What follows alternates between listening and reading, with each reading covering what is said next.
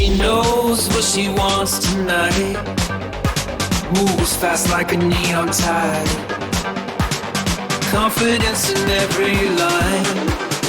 She's got style to find. The Package, Chapter 6. 52 hours to EMP. The coffee in the NSA's secure bunker was, as usual, a crime against humanity. John Casey grimaced, taking another reluctant sip as he stared at the flickering holographic display. Senator Thomas Albright's face, smooth and perpetually smiling, dominated the screen, surrounded by a spiderweb of financial transactions, call logs, and meeting schedules. "He's clean," Sarah Walker's voice cut through the stale air. She stood beside him, her brow furrowed in concentration, a data stream scrolling rapidly across her own tablet. Casey grunted. "Too clean, Walker. That's always the tell. This Albright character ascended too fast, too smoothly. And his sudden, fervent anti-SHIELD rhetoric smells like a cover." Their mission, handed down directly from the highest echelons of the intelligence community, bypassing even some of their immediate superiors, a fact that had both intrigued and irritated Casey, was to discreetly investigate Senator Albright and his burgeoning influence. Whispers of a shadowy organization funding his political rise, and his increasingly aggressive stance against SHIELD had reached the right ears. They suspected a domestic element to Centipede, a high-level mole, and Albright was their prime suspect. "He met with a Chinese diplomat, Ambassador Mei Lin, last week," Sarah mused, a quick flash of information, a brief interconnect of data, momentarily flooding her mind as she reviewed the intelligence. She assimilated it instantly, focusing on the details.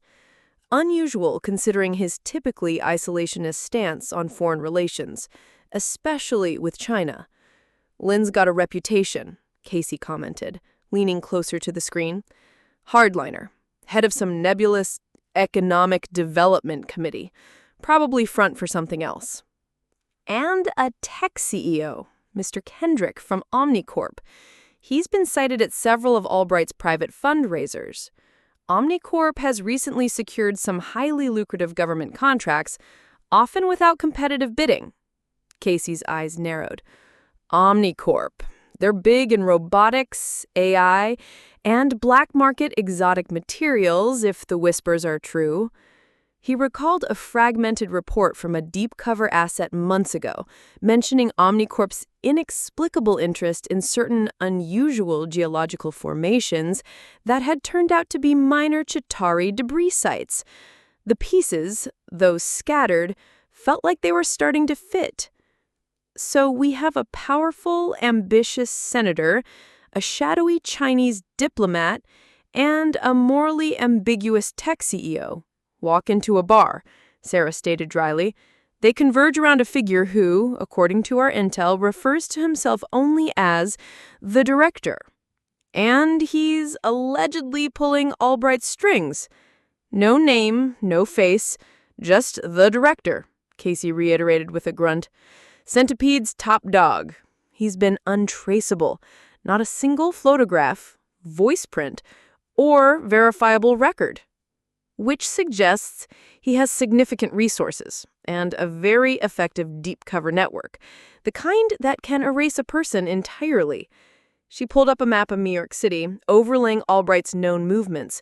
Albright's calendar shows a private dinner tonight. No location listed. Only a secure, encrypted digital invite that disappears after 30 seconds. Casey cracked his knuckles. "Bingo. That's our meet. Only way Albright would accept an untraceable invite is if he trusted the source implicitly, or if the stakes were too high to refuse." "Too high for him to refuse," Sarah echoed. A memory, a flash of a hidden file suggesting a weakness, a pressure point in Albright's carefully constructed life. "My instincts say, this is it.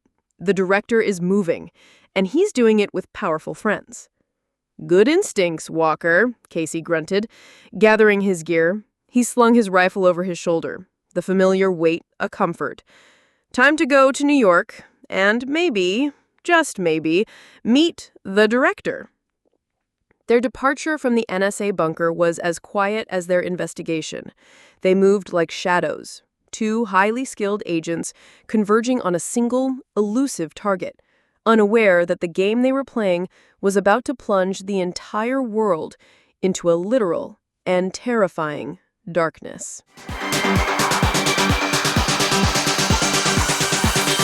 Sarah Walker had a secret, one she carried deeper than any classified document, guarded more fiercely than any high-value asset.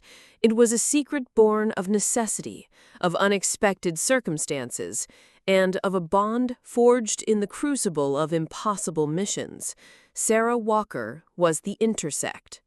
Years ago, during a chaotic, desperate mission to prevent the Intersect, a vast government database of intelligence, images, and skills, from falling into the wrong hands, the primary server had been compromised.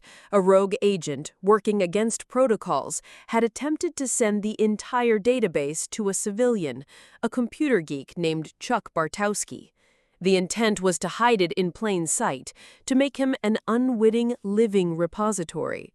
But things went sideways. The transmission was intercepted, not fully, but partially.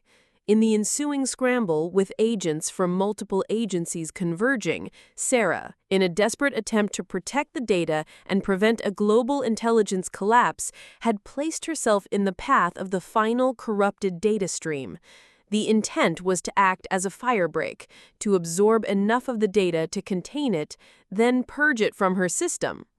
It hadn't worked. Instead, the Intersect had embedded itself within her own formidable mind, not in the same way it had in its intended recipient, which caused massive data flashes of intelligence triggered by specific external stimuli. For Sarah, the Intersect manifested differently. It was a heightened cognitive processing, an almost instantaneous ability to synthesize vast amounts of information, cross-reference disparate data points, and identify patterns that would take supercomputers hours to process. When she focused, when she truly engaged with a complex problem or a new piece of intel, fragments of data, images, schematics, and tactical solutions would flicker through her mind in an almost subconscious surge. It wasn't always a direct flash like her former asset experienced. It was more like an intuitive leap, a sudden clarity. She processed information at an incredible, almost superhuman speed, making her an even more formidable agent. Only one person knew: John Casey. He had been there, a stone-faced witness to the chaotic genesis of her unique ability. He'd seen the initial, agonizing overload, helped her suppress the symptoms, and covered up the incident, knowing the military would dissect her if they found out. Casey, for all his gruff exterior and unwavering adherence to protocol, had a fiercely protective streak for those he deemed his. Sarah was his partner, his closest ally in a world of lies and betrayals. He trusted her implicitly, and he understood the immense, dangerous power she now wielded. It was their secret, a silent pact that underscored their unspoken bond.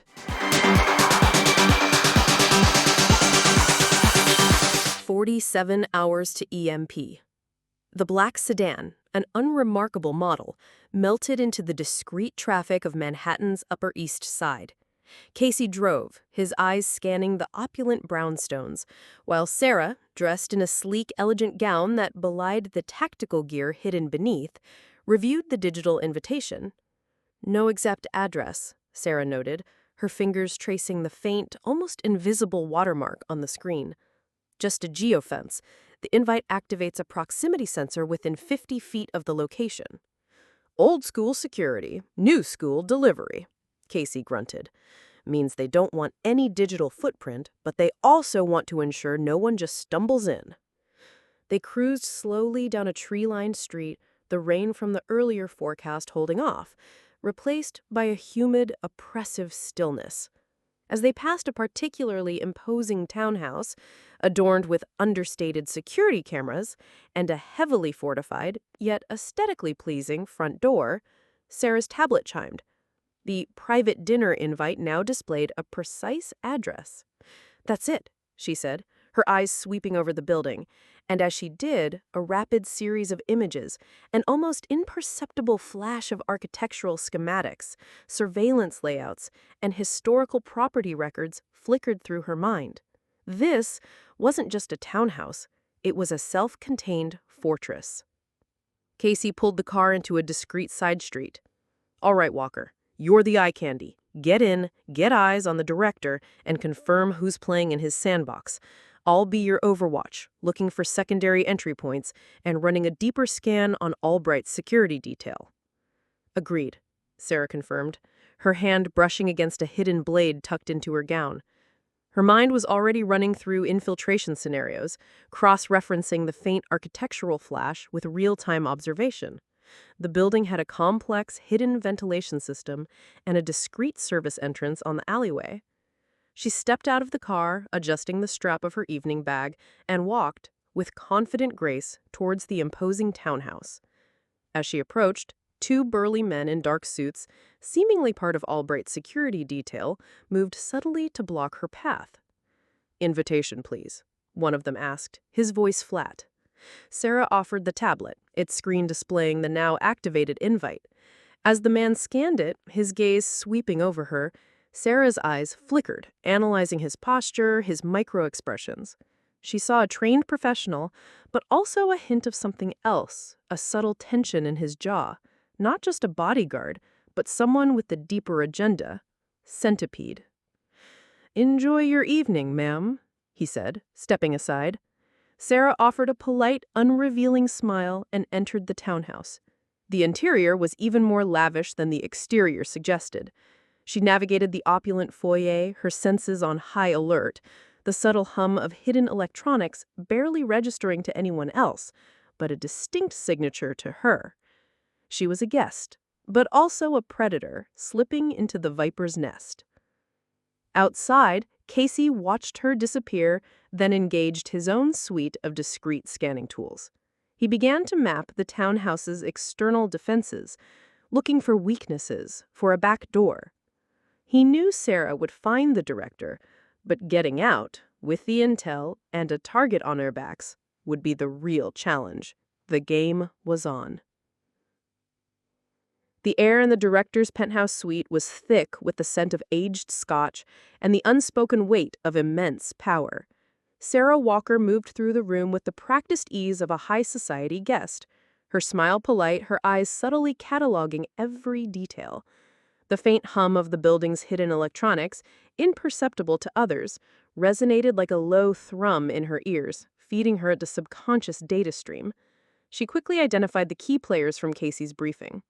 Senator Thomas Albright was holding court by a grand piano, his booming laughter echoing a little too loudly for genuine mirth. Ambassador May Lynn, cool and collected, was engaged in a hushed conversation with Mr. Kendrick, the Omnicorp CEO, near the panoramic windows overlooking the glittering Manhattan skyline. And then she saw him. At the head of the long elliptical table, a figure of understated authority, stood the director. His silver hair, his impeccably tailored suit, his calm, calculating gaze, he radiated an almost magnetic presence. He wasn't loud or flamboyant, but every conversation in the room seemed to subtly orient itself towards him like iron filings. Sarah mentally flagged him. Confirmed target. She discreetly circled the room, feigning interest in a piece of abstract art, allowing her gaze to drift over the various security details. Albright's bodyguards were indeed present, but Sarah noticed something more. Several other men, moving with a more focused, almost predatory stillness, were positioned at strategic points around the penthouse. Centipede. Their comms, though shielded, emitted a faint, almost subliminal frequency that her enhanced perception picked up, a subtle coded chatter. Her objective: gather intel, confirm connections, and identify the next phase of their operation. She needed to get close, to overhear, to establish a pattern.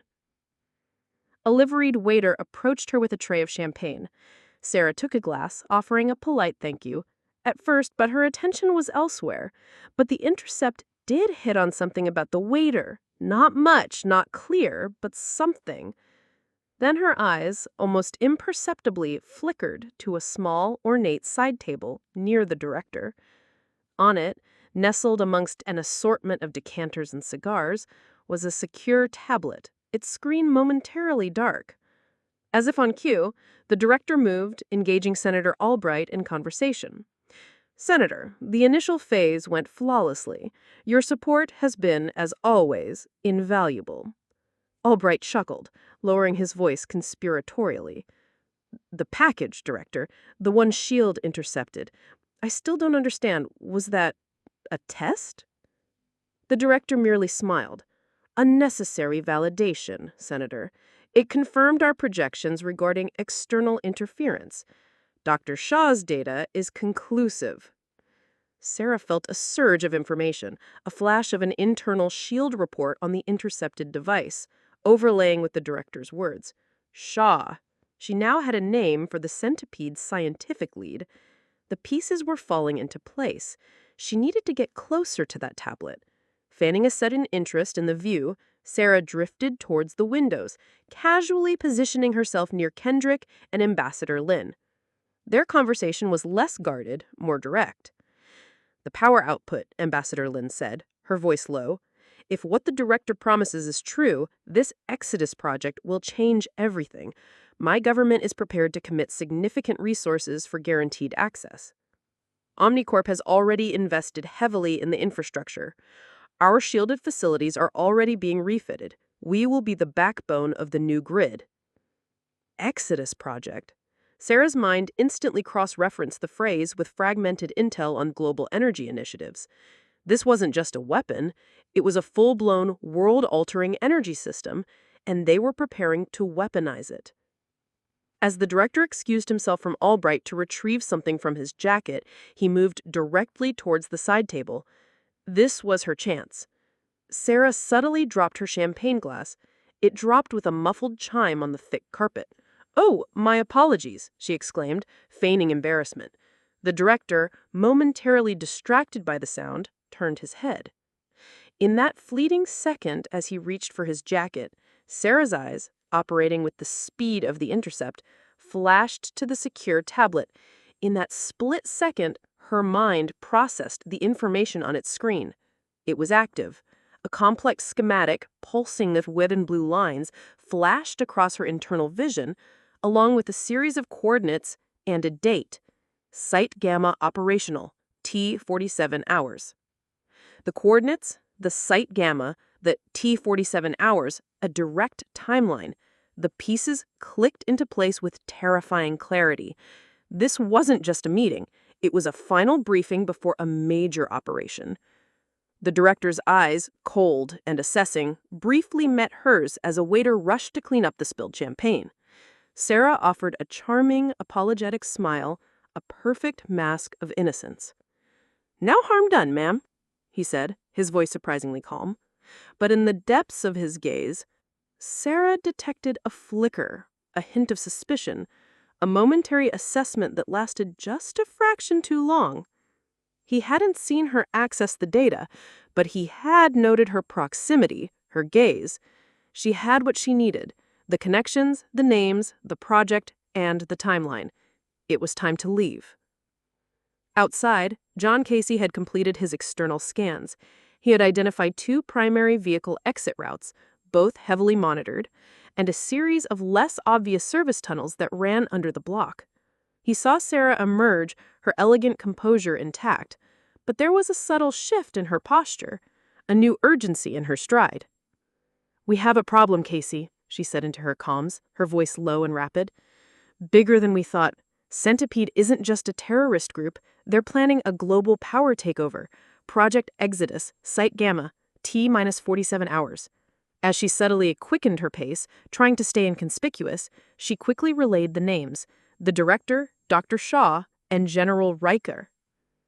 As she hurried towards the car, Casey's knuckles tightened on the steering wheel. A global power takeover? That's a hell of a jump from enhanced soldiers. They're using Chitauri tech, Sarah added, the information from her intersect-enhanced memory already cross-referencing with other classified intel, to harness ambient energy, and I think they just got their final piece. All right, Walker, Casey growled as he edged the car towards Walker and the pickup point, frustrated by the other cars in the way. Time to go loud. Get this intel to the contact. He's not gonna like this. Fury felt like something was off. He couldn't put his finger on what, but something about the Coulsons' report had set him thinking. There is no way in hell anyone, let alone an organization like Centipede, would let some lowlife like Jax carry a package like that. His gaze locked on to the tactical map, showing Black Widow's route through the northern Connecticut backroads as she trailed her quarry. At least I know one of my agents are thinking clearly, he mused. Fury rose from his desk and walked to the map, scanning for something that would clear up his concerns. He stared at the dot in Manhattan, indicating another of his assets. Well, the cards are in play. Now I need to see if the other guy will show his hand. Coulson, I think the time is right to let him know he might have some company soon. If my hunch is right, one way or another, Walker and Casey will be heading his way. Fury dialed the number. Coulson answered on the first ring. Coulson, I hope you're not pissing Natasha off. She's not one I'd like to have mad at me. Fury gave a smile, the kind that would make most kids cry. Okay, never mind that. I've been tracking a couple of U.S. intelligence assets. If a good-looking blonde and a big marine badass-looking fella show up on your doorstep, you tell me immediately. Then you let them help your team. I don't care what you're working on. Got it? Fury listened. Yeah, I know she's off on her own. Keep your ears open for her as well. I think she may be on to something. Out. She's got style to find.